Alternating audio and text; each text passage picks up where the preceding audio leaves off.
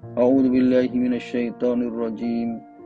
Bismillahirrahmanirrahim. Assalamualaikum warahmatullahi wabarakatuh. Alhamdulillahi rabbil alamin. Allahumma shalli ala sayyidina Muhammad wa ala alihi wa sahbihi ajma'in. Raditu billahi rabba wa bil islami dina wa bi Muhammadin nabiyya wa rasula. Kita masuk pada Al-Hikam nomor 8, Syekh Ibnu Athaillah As-Sakandari, beliau mengatakan, jika Tuhan membukakan untukmu pintu makrifat, jangan kau pertanyakan amalmu yang sedikit, karena Dia tidak akan membukakan pintu makrifat kecuali karena ingin memperkenalkan dirinya kepadamu. Tahukah kau bahwa makrifat merupakan anugerahnya untukmu, sedangkan amalmu adalah persembahan untuknya? Tentu persembahanmu takkan sebanding dengan anugerahnya.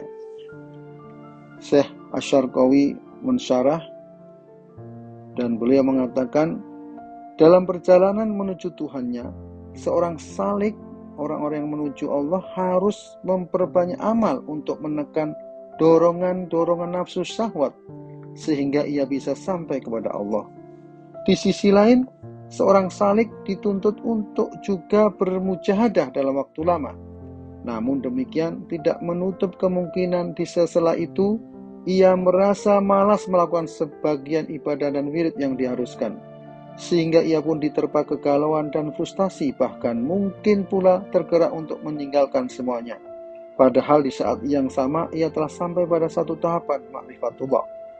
Oleh karena itu, Ibnu Athaillah menasihatinya bahwa jika Allah membukakan untuknya satu dari sekian pintu makrifat, seperti merasakan kehadiran dan pengawasan Allah, atau menyadari bahwa pelaku ibadah sesungguhnya adalah Allah dan menyadari dirinya hanyalah objek penampakan perbuatannya, maka saat itu ia tidak perlu lagi merasa heran dan bertanya-tanya mengapa itu bisa terjadi sementara amal yang dilakukannya baru sedikit. Karena tujuan dari semua amal ibadah untuk mendekatkan diri kepada Allah. Dibukakannya pintu makrifat adalah bukti bahwa Allah mengasihi dan menyayanginya. Bisa jadi seorang sedikit melakukan amal karena memang ia sedang sakit.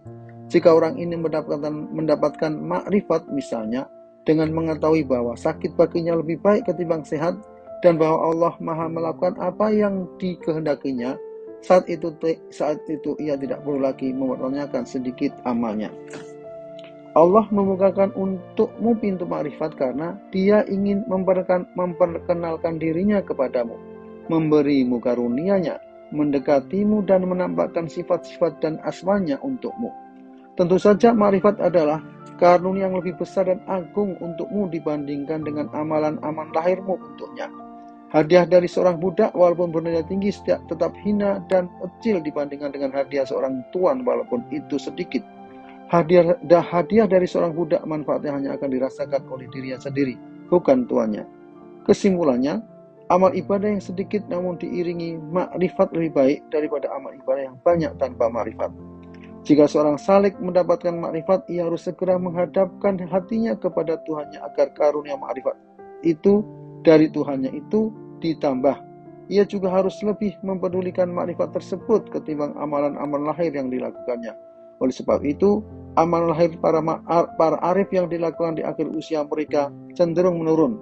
Mereka selalu merindukan masa-masa dahulu ketika mereka mendapat banyak cahaya karena banyaknya amal yang mereka lakukan.